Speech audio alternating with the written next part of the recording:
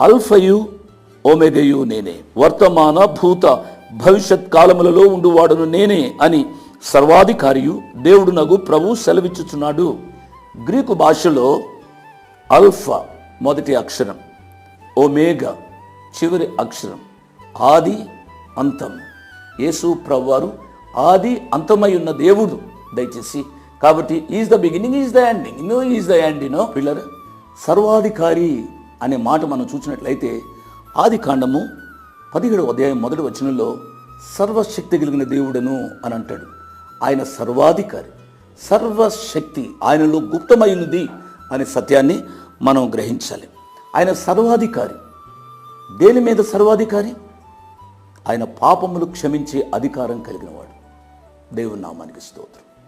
పాపములను క్షమించేవాడు ఎంత గొప్పవాడో నువ్వు గ్రహించాలి. ఎన్ని పాపాలు చేసినా